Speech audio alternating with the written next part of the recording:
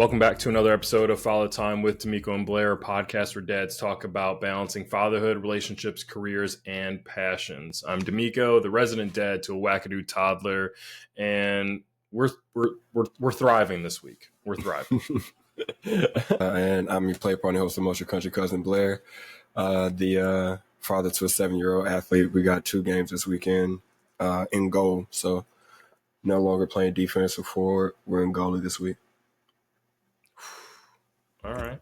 How's she liking that so far? She likes goalie more than she likes anything else. No, it's fun, bro. She's finding friendships, and you can see like little lights clicking for her, which is starting to find enjoyment. Yeah, for sure. It's real good.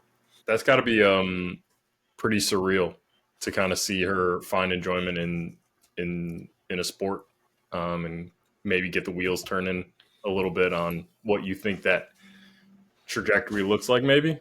Yeah, hopefully it's a sport that I have no interest in. So right now, soccer is real good for her to be playing because I've never played soccer, so I don't have much of an insight. So Gotcha. It alleviates that stress of wanting to coach or overcoach or coach too hard from the sideline. So yeah, I've started to take nice cuts to the golf course. To keep me kind of like shut the fuck up-ish. But no, it's great to see her because again, her confidence is starting to come out when she talks to me about things. You can see that she's like, also she's growing. She's getting mad tired. Like she's tired as hell most of the time. I pick her from school and you could tell that she's had like a hard day the day before practice because she'll just get in the car and pass out. I'm like, all right, cool. Mm-hmm. I know she's going to be an easy day. Kind of reverts to her being a baby again. that schedule that we were talking about of like, a bottle and bouncing on the knee and it puts her out. It's like, yeah, I know that for sure. A day of school and practice, this nigga has no energy to do anything else, so we're good. Love it. I mean, that's got to show some confidence from the standpoint that she can tell you like, hey, Dad, when you do this, it confuses me. Like to be able to communicate that, like that's awesome. Yeah, and we definitely make it a safe. We make it a space for her to be able to do that as well. Like she should know. Home is the safest place that she can be, and we want her to have the ability and the confidence and awareness and self to be able to be like, yo, this is like, I don't like this. I do like this. This is making me uncomfortable, even if it is coming from her parents, which a lot of parents don't do. Like when you set boundaries, like I think that's kind of like the long-winded answer of what I'm trying to get to. We've made this house, both houses, a place where Penelope can set boundaries, even like with her parents and with strangers, to where she is her own self-confident human being. Like, how's awesome. How's Kate's softball season? Although she does, let's just in case whenever this episode airs, she might still be in season. She doesn't. I think what was it last week? Or the week before, it might have been last week, there was an incident with an umpire. Now, I won't get into specifics, but she basically had to get into this umpire's face and like, yo, you can't be here. And this umpire was like, hey, you messing up my check, calling my wife out of her name, like some serious stuff. Yeah. And it was nice to know that her team had her back and that the parents of her players had her back in the most Chicago way I'd ever heard in my life. I fucking love it. Shot City gonna stand up. For real. Like as soon as like Kate kind of made her voice known, like she had told me that the player was like, that's right, coach. That's like, and like backing her up on that. And same with the parents. And I mean, yeah, just if you could imagine if you could imagine a South Side family, what they may say to back up their coach and what they may have on them to back up their coach. Straight up. And let my wife know, like, hey, coach, we got you in every sense of the word. We got you. But I was like, that's the most comforting feeling I feel like for white people. It's like when a black person says like, I mean, I can take care of that for you. He's like, oh, no, but yes. Yeah.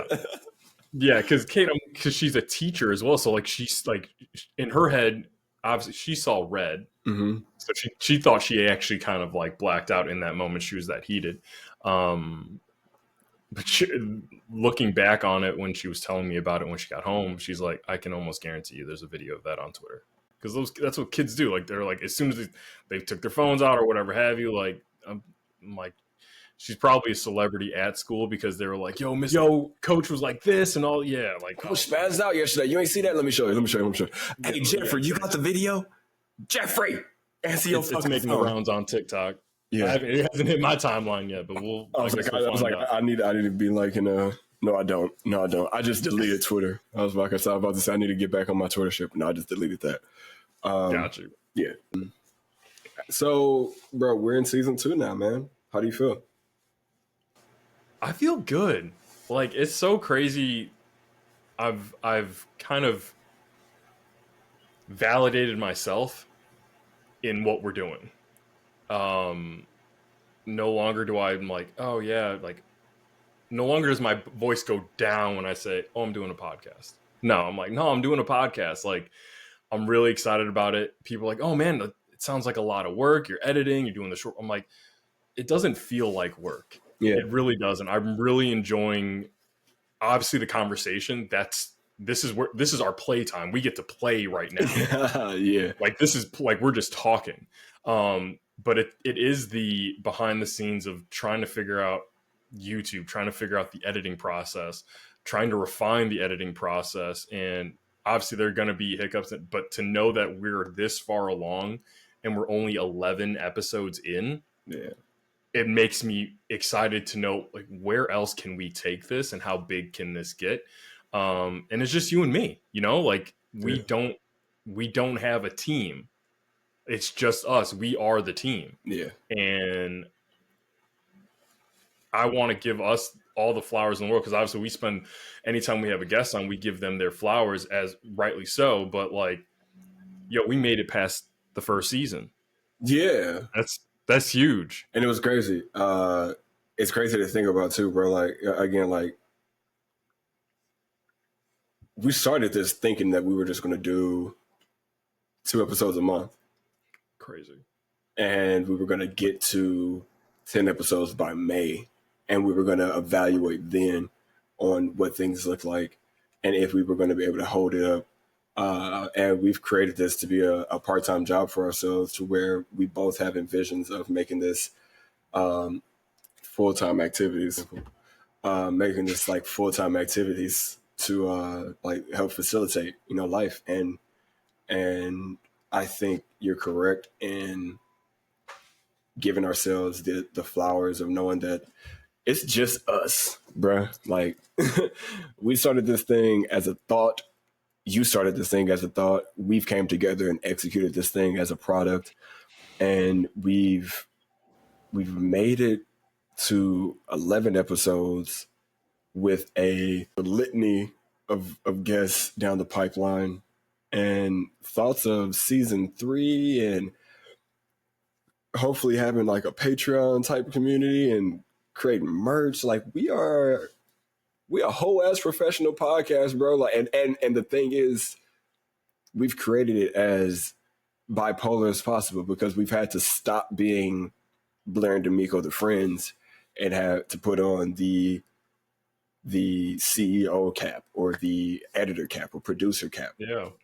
Like, you've had to produce me when it's come to the edit, and I've had to direct you when it's come to some of the short form. So it's like we are always critiquing each other without any harshness or without any egos attached to it. I killed my ego off when I told you I would come into this with you. Yeah. So with that, you've just made me a better person. Like, now I know how to like do those same exact things that I'm doing with you. I can do that in my own life, where I thought that I was good at it, and I thought that I was doing it before. I just was not executing it as properly as I'm able to with you. So you've helped me be a better person. So I appreciate you so much, De'Meco, for almost everything that we started and created, and the things that the guests and the community doesn't know about, like the shit y'all don't know about that we talk about. Yeah. goals, dreams, and plans, like ideas and shit. Like y'all just, bro, I think I'm more excited for whoever's listening, whoever's watching, to see as how this shit gets better. Like y'all see the new bottom. We got a new thing down here, bro. Like it's texture, We working baby. on it. We working. It's We're texture. just trying to elevate every episode. We just trying to be a little bit better.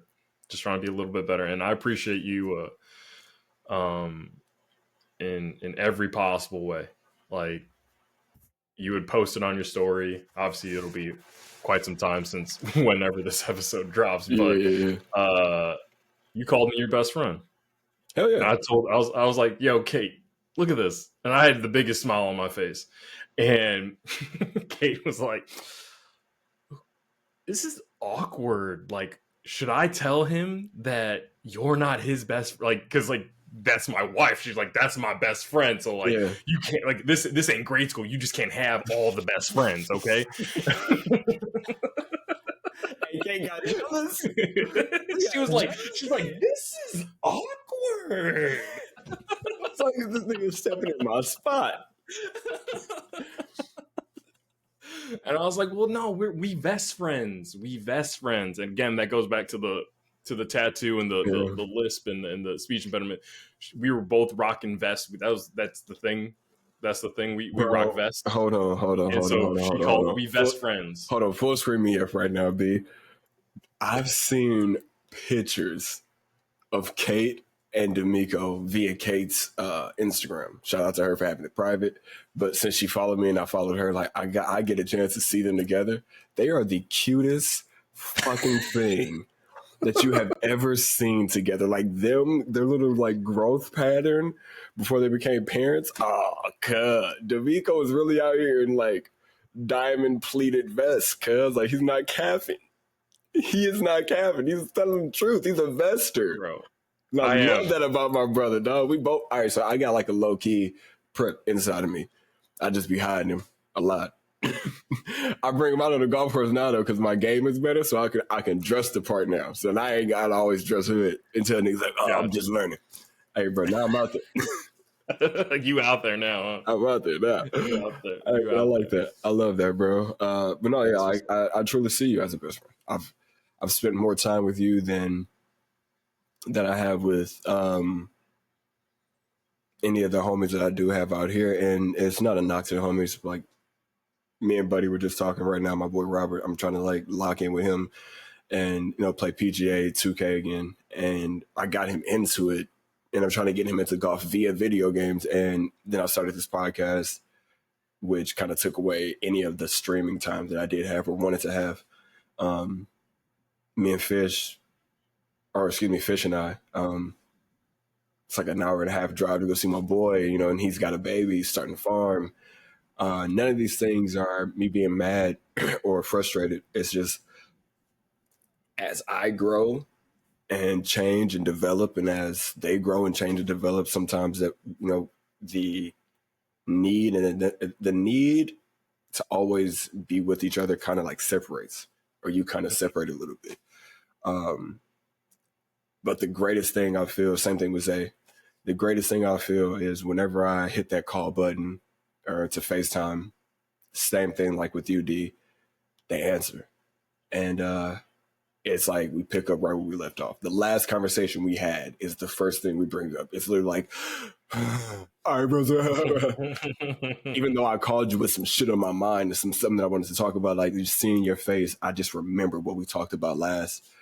Just like the last time I called Fish, I called him, he didn't pick up, he called me back, and I was like, hey, what's going on? He was like, you called me. And I was like, nigga. I'm saying it like, what up? You know what I'm saying? Yeah.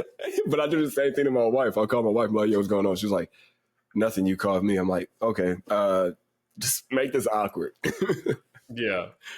But no, I truly feel like you've helped unlock a part of myself that has been laying dormant because I haven't been potting a lot, and I haven't had a chance to like have that vulnerable golf game with a homie yet. In like the past year, Fish having the baby, a lot of the homies moving to different parts of the state. So This has been more like therapy for me. So I appreciate you. And I think we're just going to keep going back and forth in this appreciation train. So let's just say Trap Golf in the building. I love you, brother. Love you, man. Yes, sir. I'm gonna stay on that train Let's because, go. Chugga, but like, motherfucker. but like seriously though, like when it goes back to when you had me on your podcast, and I had told you it was like I always struggled feeling accepted for who I am, and you've created that space for me in a very public forum, mind you.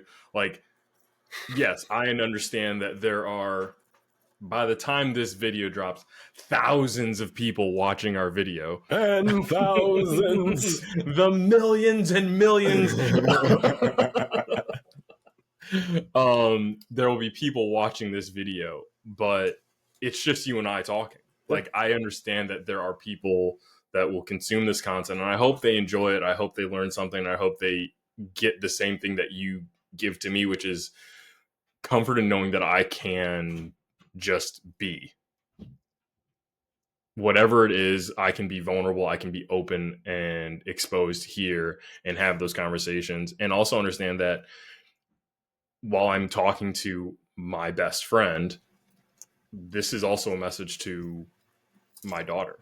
This is a message to like her and that legacy of, hey, this was my dad. This is, I get to see these conversations. I don't have to say like, oh yeah, me and your Uncle Blair were talking about that. No, she can relive these conversations. And that's actually something I wanted to ask you. And it's like, oh man, this might be a question that we ask other guests, but I was gonna like Season start 2 it question on you maybe. Season 2 question. Let's go for it. It's a little heavy, but we'll just stay with me here. Obviously, we hope and pray nothing ever happens to anybody. But if today was the day, what would be the one thing you would want Penelope to know? Whether it be, I mean, obviously you love her, but what's that one lesson that you hope carries her to whatever she wants it to be? Okay. Treat people like your neighbor. Treat people like your friend. Be everybody's friend, and be of service to everybody. Because who the fuck are we to sit around here to act like we're better than anybody when God died and he was the most perfect human being of all time? They killed that man just purely based off of dislike. So, yeah, I think that would be my message. Like, try to be, and I'm not even like overly like in the church Christian, but I am Christian at my core. Try to be as close to God as possible when it comes to being a neighbor. That's what I would tell her. What would you tell Mayar? Like, what is your thing? Just letting you're worthy. Like, so long in my life, I always felt that I was unworthy of attention, unworthy of the love that I wasn't getting, or felt I wasn't getting, or wasn't being told, wasn't being shown.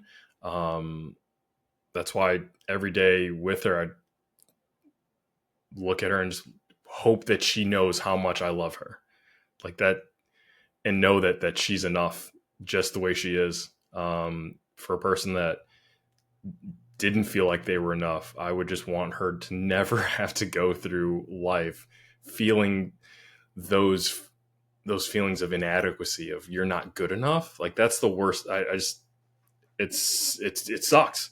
It's the worst thing that I've ever had to deal with, of thinking that I wasn't good enough for another person's love or attention. And I just hope that she never has to go through that. And so I hope she can find that love and admiration within herself. Obviously, it starts from the love and admiration that or myself and her mom give her.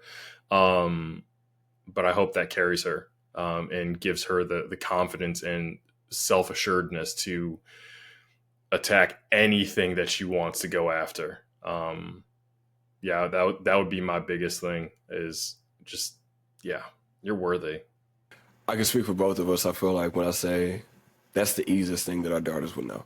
Our daughters, not saying that I'm not trying to discount or discredit your answer when I say that, but May already know who her daddy is. May already know that her daddy knows that her daddy has given her the this is your world. I'm creating this world for you. And the legacy behind what we're doing for our baby girls is this.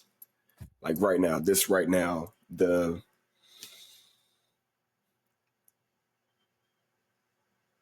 diary that we're leaving our kids by conversing, by being vulnerable, by letting them know the fears that we have, by letting them know the goals that we thought for them. They're gonna be 16 watching this shit on YouTube one day and be like, my daddy right there. And what's crazy for me is Goose is at that moment now.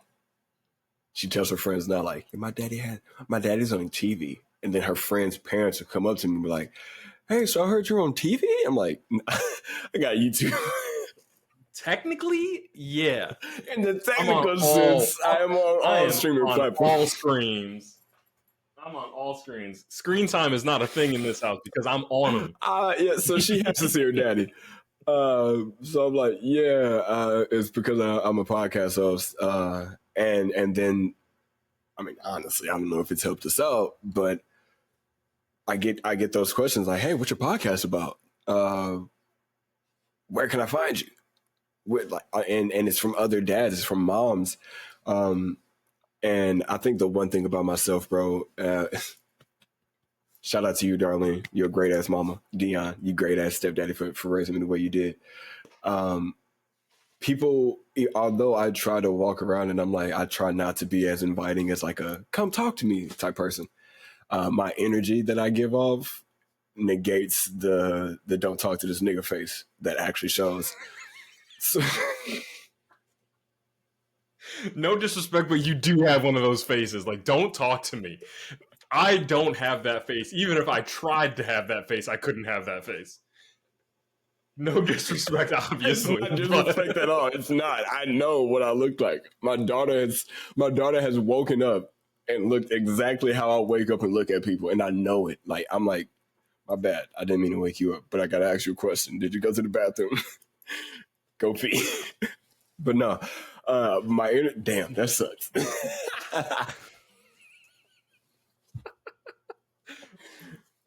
This man said you got that face. I got we will edit this out, but I have to be more aware of what my face looks like. Yeah.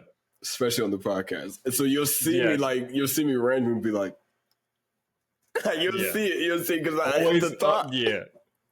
That's is that why you be cutting yourself out? You be giving people full screens because your ass got a pan face. I'm like, oh man, this man looks so mad. Let's Command Z him. He don't look happy to be here right now.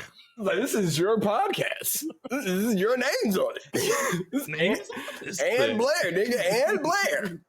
You are and Blair. Smile, bitch. And when this episode comes out, we will be partnered with. What is the goal for you when it comes to the advancement, I guess? You know, we talked off air about this a lot. The advancement, I guess, of the community part. We're trying to now indulge more in the community aspect of these videos and these episodes. What is your thought on advancement, and what would you want more, I guess, from the community moving forward? Yeah, so I'm actually going to pull from your advice that you would want Penelope to have is being of service. And that's one thing that I think I've kind of forgotten, admittedly so, like in the first season was I was going at it like, all right, well, it's De'Meco and Blair, it's my face, and like I just posting the content and kind of forgetting about it, as opposed to engaging with the community and the commenters and thanking them for obviously interacting with the content and spending time of writing whatever the comment may be, to do that. Like, that's not needed from their standpoint, like, but we appreciate it.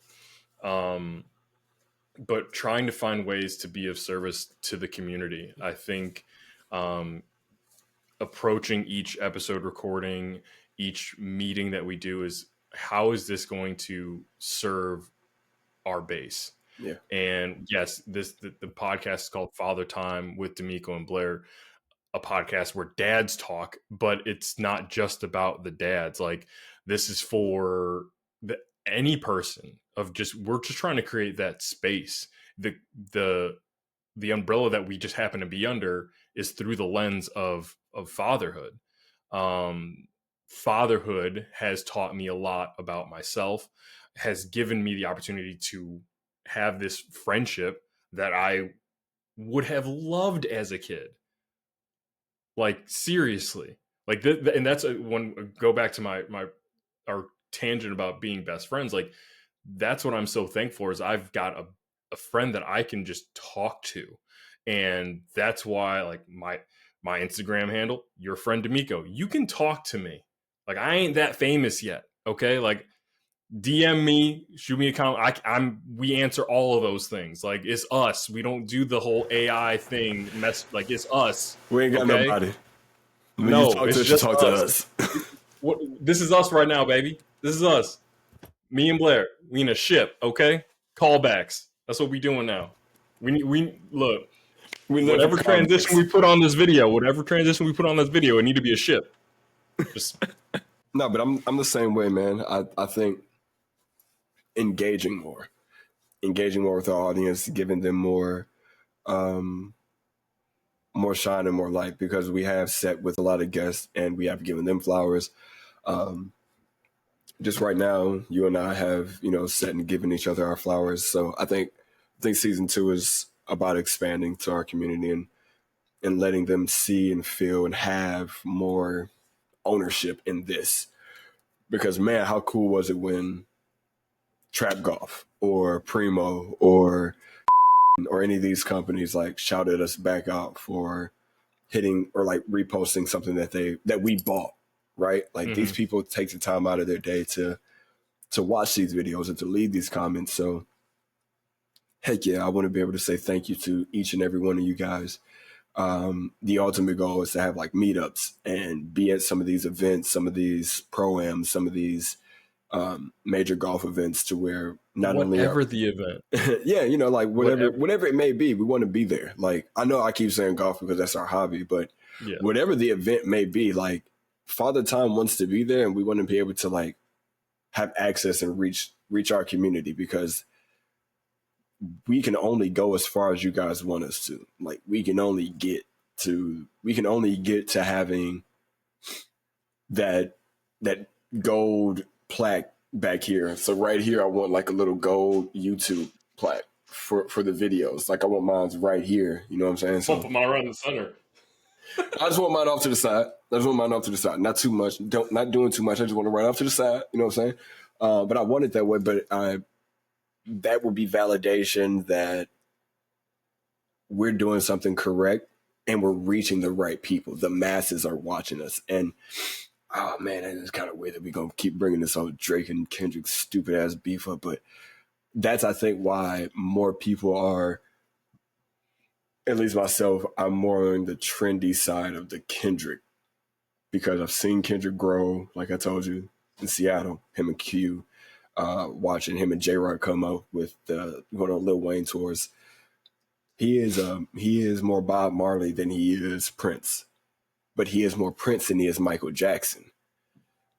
In that way of, he is a man of the people. He won't move unless it makes his spirit move. So like, for me, this podcast can only go as far as the people who consume it let us go. We can force feed conversations all goddamn day. Like, what is he going to do? Yeah. We can bring on whatever guests in the world and only have that community pop up and give us our views for that small amount of time until our next video comes out, which is every Thursday. Make sure you guys check that out every Thursday on all streaming platforms. But we would only get it for that certain window. I want us to be the McDonald's of fatherhood conversation, for parenting conversation overall. Because again, like we said in our first episode in season 1, you don't have to be a dad to consume this. If you're just looking and seeking guidance from a male perspective, you now have a community to be a part of. Very welcome and open community as well. But this is for that dad who's scared as shit trying to go through this journey. Like, come on in here, bro. Welcome, open arms. Like, we here for you. And you're not doing this by yourself. You're doing it scared, but you're not alone. Yo, it's also for the dad that is very sure of themselves, because you know what? Other members of the audience are not. So bring your knowledge to that comment Heck section yeah. and help the next one along, because that's what this is about. You had kind of touched on it. Like, this season is about the community engagement, about the audience. That first season, that was about us. For us to get our voice out, to learn this whole process. Whoa. Hold on just a second. Before we dive any further into the episode, we got to take a quick moment to thank you, the amazing Father Time family, for tuning in. We seriously appreciate you hanging out with us and exploring the wild world of fatherhood as we try to balance it with relationships, careers, and passions, and all the glorious chaos that comes with it. Now, if we discuss something today that sparked a question or maybe even a personal story you'd like to share, don't be shy. Drop some knowledge in the comments or slide in the DMs. We'd love to hear from you.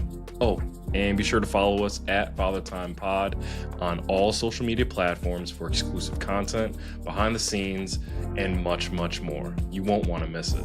And while you're at it, be sure to hit that subscribe button if you haven't already. We wouldn't want you to miss out on a single dose of Father Time wisdom or laughs. We try our best. All right. That's enough from us. Let's get back to the episode. Peace. But no, in all seriousness, like, the first season was about us finding our voice, finding our footing, and this season it's all about you, the audience. Yeah. How you consume our content, what you like about it, what you don't like about it. Because, I mean, I'll read all those comments and try to make it better for us. So yeah, we going up. Now, let me know if this is not a topic we want to go down. But as you had discussed, Penelope's mom is not your partner. Yeah. When, after that relationship had ran its course, did you start dating at the moment as a single dad? Like, obviously a loaded question, but like, at what point do you tell them that you are a dad? Like, where's that introduction going into? Because now I can only talk about it on the receiving end when my mom had done that. Okay. But I wanted to provide you that space, to any of the single dads out there trying to shoot their shot on Bumble or Hinge or whatever the is. That's funny as shit. All right, so you tell me kind of about your perspective from where you came from, because you're a little older, right? So I want to know, like, your perspective, seeing your mom go out and date, and then I'll tell you mine, because mine's a little more long-winded, I feel. Okay, yeah. So my parents split up when I was around 2, and I honestly don't remember my mom dating until I was. Excuse me. I don't remember her dating until I was maybe 9, 10 or so. That's when, like, I started seeing the same person around more often. And then my mom would kind of have that talk with me of like, hey, this is who this person is. If at any point you do not like this person, let me know.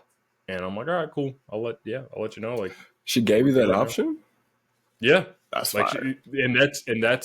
That speaks to the relationship I have with my mom. And I will always say this, it's why the relationship with her is so good, is because we were growing together. We grew at the same rate, where obviously she was 21 going on 22 when she had me.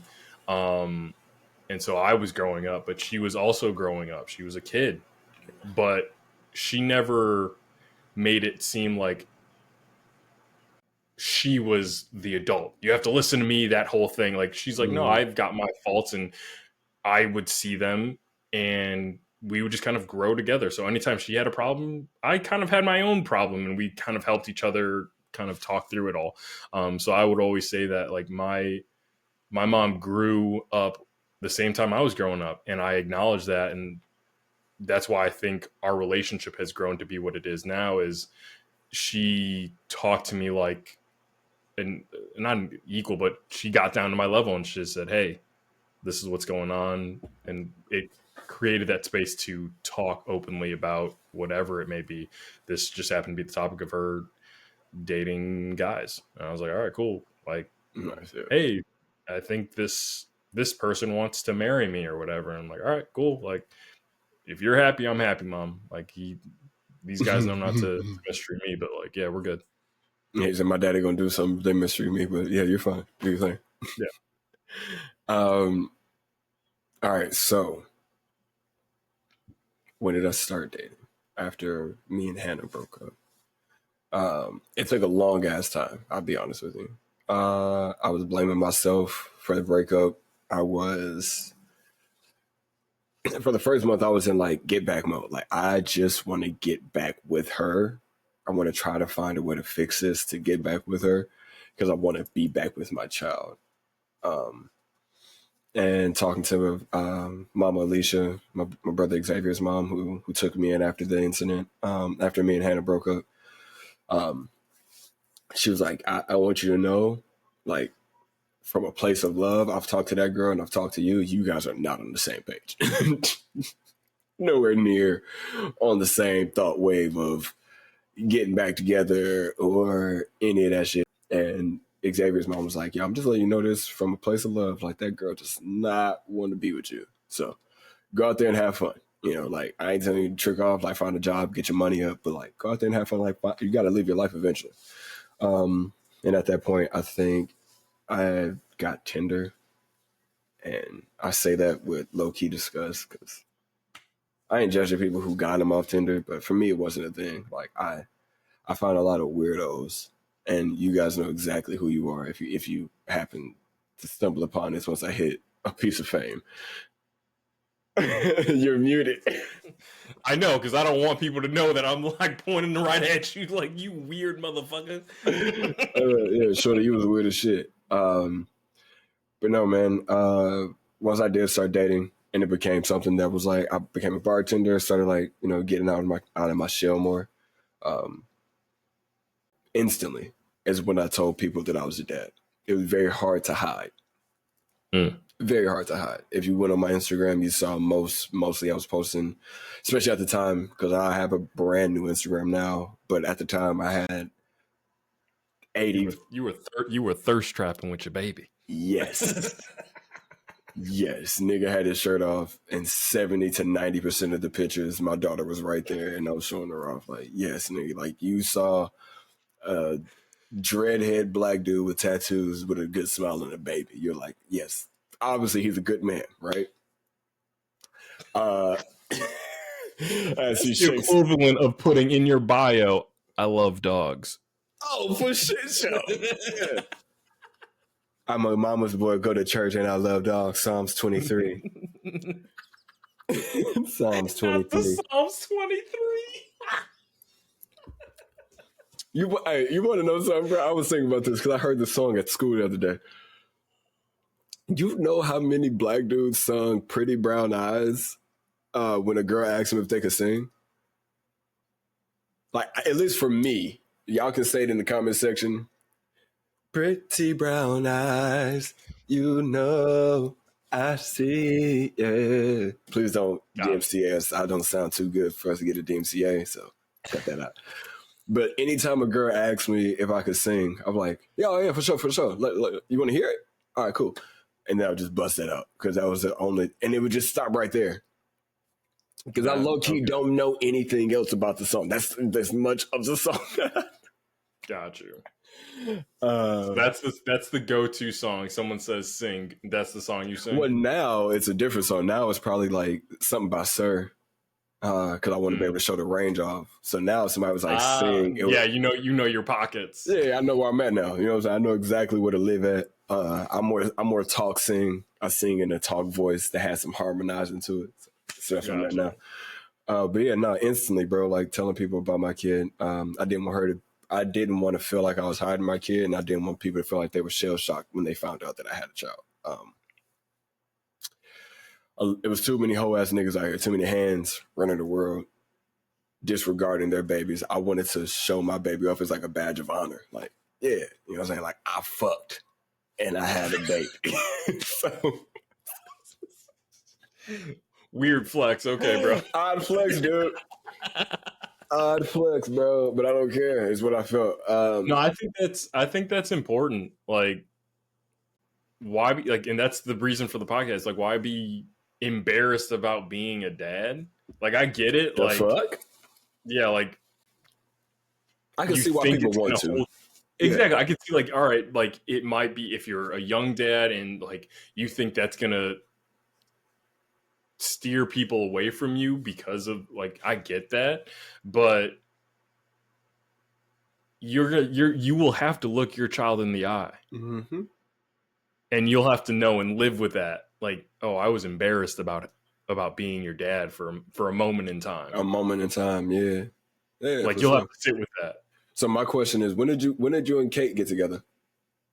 2015. So how old were you then?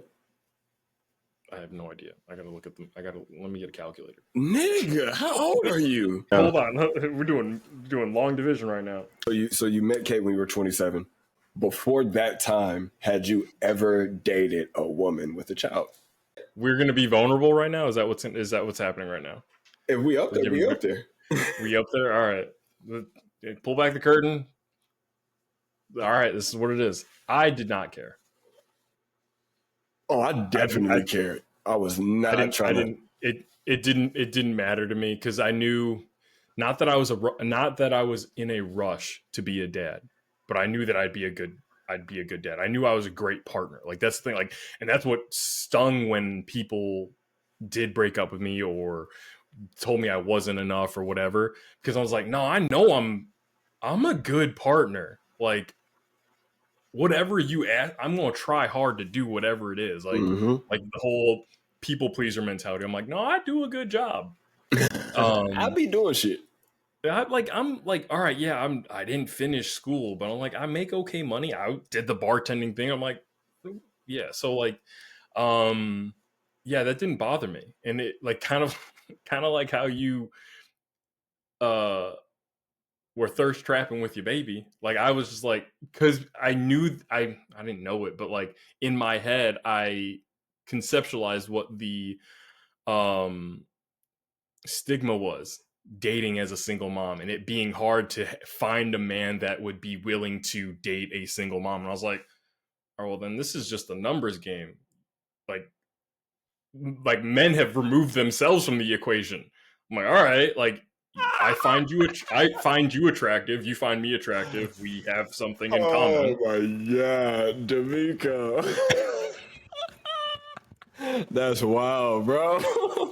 It's a numbers game. At that point, it is, yeah. No, but like, okay, so I don't want people to think like I wanted people to think this is called cliffhanger in the show business. I wasn't checking for women who had children simply based off the fact that I know the same thing that you knew. I know that I was going to be a good dad. I knew that I was going to be a good dad, and I was ready to be a dad. But I wanted to be a dad selfishly to start my own family. I didn't want to have to deal with another man. See, and I didn't think that far ahead. I had no. Like, well, to me, I had already dated girls in that situation. Like I had already played that game of having one of the boyfriends call or text or the baby daddy's text, and it's like, yo, or the crazy thing is, the biggest thing is Eugenia's so fucking small. Most of the girls who like black dudes stay in the same black nigga circle. Most black niggas only hang out with the same people. So it's like, unless you literally are working to find a good girl, you could like any chick could fall in your lap that one of the homies have dated. So these girls didn't have babies. So it's a long, weird process, bro. So I saw myself and I was like, I do not want to put myself in somebody's child's life, start to love that child more than I love that woman, and then force myself to be in a relationship with a lady because I like your kid. Like I genuinely just fuck with your kid more than I like you. So Well, yeah, and I don't want to then break you your think, kid's heart. Now I'm dad. Like I don't want to play dad yeah, to another kid. Like I don't want to have that attachment. So I on purpose got you. removed myself from those equations. Like, and it was plenty of girls who were very pretty, nice, but it was like, I'm not going to ruin your child's view of black people, of men, of you dating people, any of those things that could come. I'm not going to be Yeah, the person that ruined that by stepping into your life. But you cold as shit, though. I give you that shout. And but it made it even better, or it made me realize going into the. And this is a question that you haven't asked, but like I was a single dad dating when I found my wife. mm-hmm. So the first thing I told Shorty was like, "Yo, if you just trying to have fun, because you are like I was 27, she was 22, 3." So I was like, yo, if you want to just like, I'm not trying to ruin your shit, bro. I got a kid. I ain't got no place to stay. I barely got a car. Like, I don't even know what the fuck I'm gonna do tomorrow. Like, I'm living off tips. So if you trying to like go out there and like live your life and you just trying to have fun, let me be all the fun in the world for you. And that's how it started with me and my wife. My wife and I started off as just like, yo, we just want to sleep together, get good drinks, hang out with our friends, do the winery thing, the Friendsgiving, and then like we'll slide off. And I don't know what it is, and I want to ask her, but I think she fell in love with seeing the prospect of a family with me in the future by seeing how I was as a dad. And Mm. I tried my hardest to be like, yo, you don't get to see my kid. Like, nah. Y'all would never link until like we locked in. And it was the same thing with her. Like I didn't get a chance to meet her family until we were hella locked in. Mm-hmm. So I protected my daughter from me dating girls, from girls like being able to see her and see her dad having women walk in and in her life. The only woman my daughter has ever seen me with besides her mom, who I don't even remember, I don't believe she remembers me seeing her with, just via pictures, is my wife. Mm. So my daughter has those two correlations, which makes me, I feel like a better single dad than a nigga who just slang a dick around the city having girls pop in and out, because then your daughter has a very screwed view of the world. And I didn't want Yeah, that. I didn't want that for my daughter, for me, and I didn't want that to other women and their babies. yeah. So hopefully, again, if you ladies are watching this, I'm not an asshole. I just truly cared about how you truly cared about y'all. I guess that makes me look like the asshole. Mm-mm. Because it's just perspective, bro. Like how you looked Yeah. at it, you went about it in a preparation state. I went Mm-hmm. about it in a fear state. This is my hope. This is my hope that one day I overhear someone mention like, "Oh yeah, I talked to my wife about father time, a topic that you guys were talking about. Like we had talked about this episode at the dinner table." That is probably the one thing that I would be most excited about hearing is that, oh yeah, we talk about father time around the dinner table, or I had a conversation with my child based on a conversation you were having on the podcast. I'm really excited about that. Like right now, it's more of like, oh yeah, we listened to the podcast. I'm waiting for them to say, no, it resonates with us to the point where I talk about the podcast with somebody else where I'm trying to manage my relationship or something like that. I'm Yeah. I'm excited about impacting like that, where something that was said, maybe not by me or by you, but a guest of ours or whatever it may be, hey, something that you that was on the Follow Time podcast resonated with me, and so thank you. Like something like that, that would Yeah. mean the world. And that's it. That goes back to the community building part of it. Like you guys letting us know what actually resonates and what doesn't in the comment section here on Instagram, on TikTok. It's Oh, something that we take very seriously, and I think that's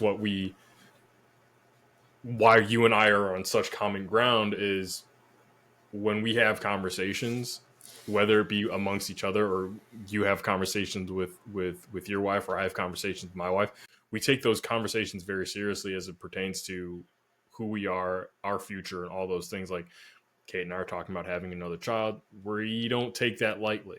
mm-hmm. You and I wanted to start this podcast.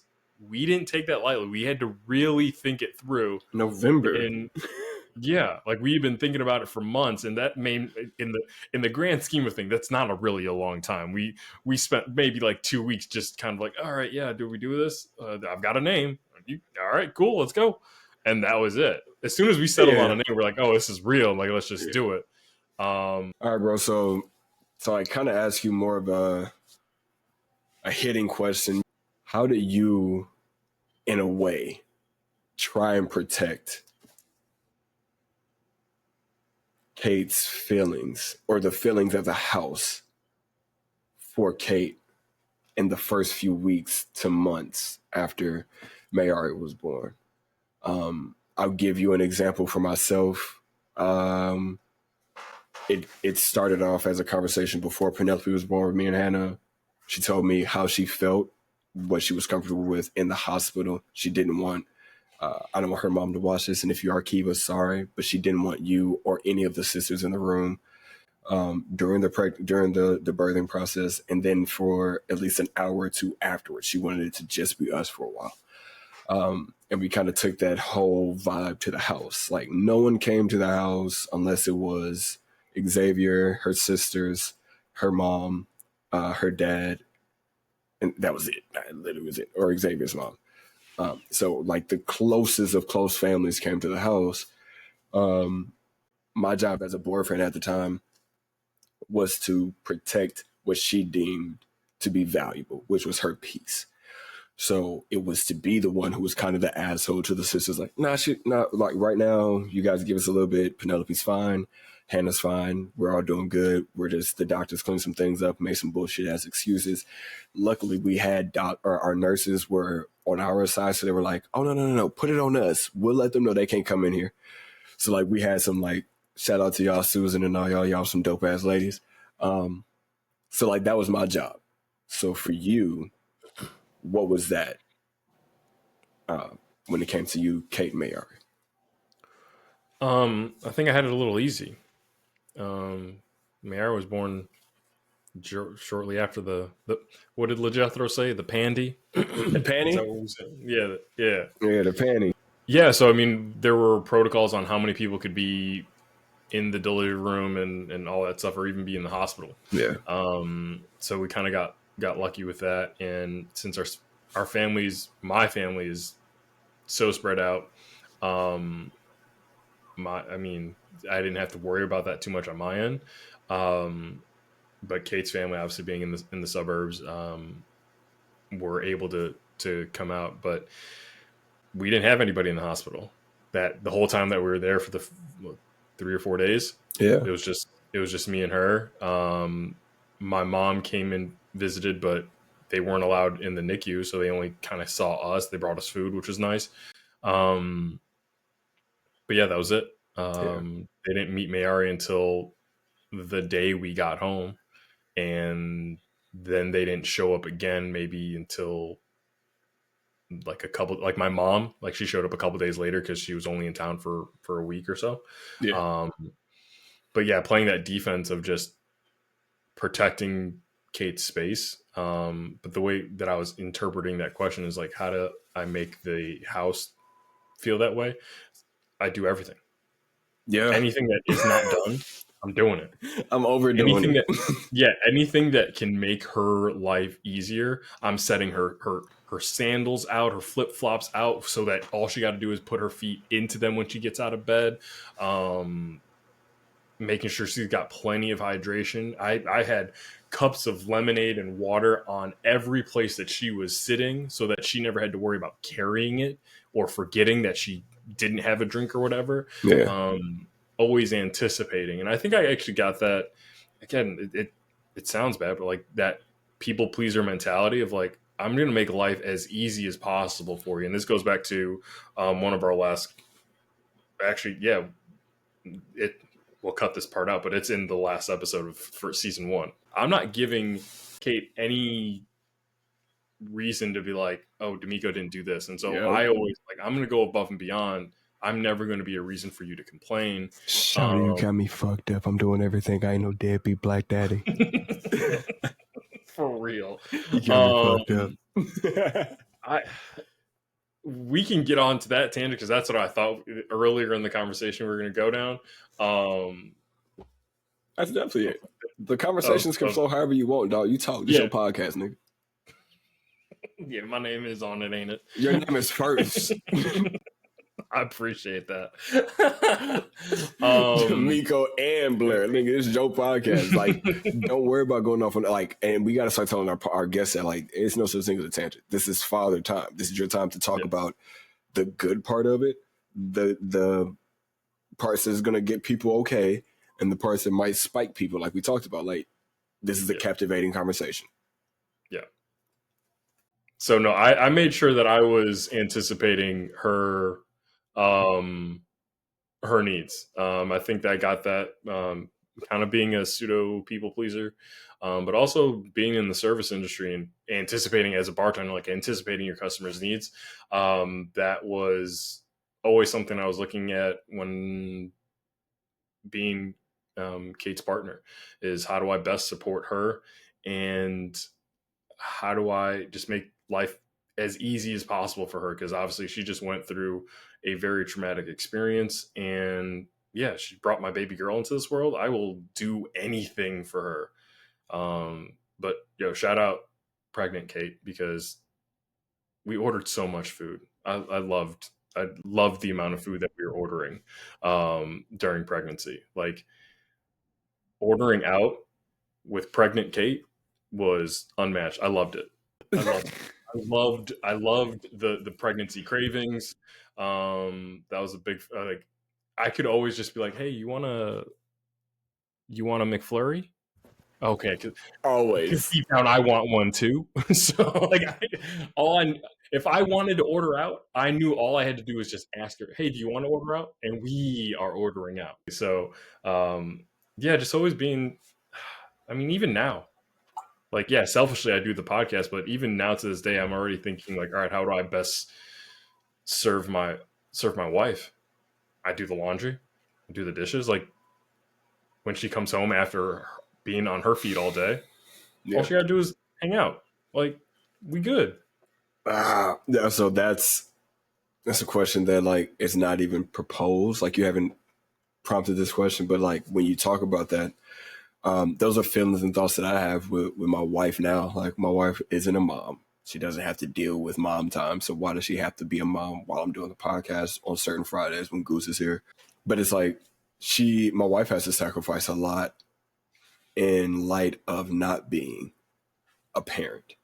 So that's why I say a lot of this shit is like, it's not for just dads or just moms. It's, it's for the prospect of, because I get off of here and I'm doing the same thing, or before my wife gets home on days that we have, our production meetings or we're recording, and I know I'm going to be doing this for a while, and I know that she's going to have to be in a separate room for a little bit.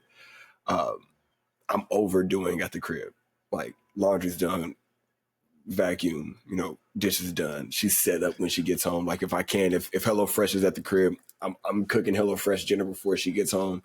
So it's like, and honestly, I'm in barber school, and then I'll be a barber, bro. Like, low key, if my podcast is my passion, I should be able to come home and knock out all this shit. So that woman who has one of the hardest jobs, in my personal opinion, my wife has a tough job. All she got to do is come home, eat, and go kick it in the room while her husband records. I'm gonna do that. Call me House Daddy Heem. That's what I am. Yeah, that was one of the polarizing questions that I didn't think we would be able to like give a only the audience would see it as a polarizing question. Is what's your stance on being a stay-at-home dad? And I'm like, I'm for that. I'm 1,000% for being a stay. That was my whole thing with Kate. I was like, oh my god, like I would be able to get my daughters, like, this was before Mayara was born, so like I'd be able to get the kids lunch ready, lay out their clothes. I'm like, doing laundry, washing dishes is therapeutic to me, so I don't care. Like, it's not a burden. And I'm like, I get to do that for my kids. I get to do that for my wife. And then before everyone comes home, I get to do whatever, like do the podcast, work on my golf game or whatever, clean the house or whatever. Like, that's super easy to do. And then when my wife comes home, have a beverage waiting for her or a J rolled up. Here you go, lady. Yeah.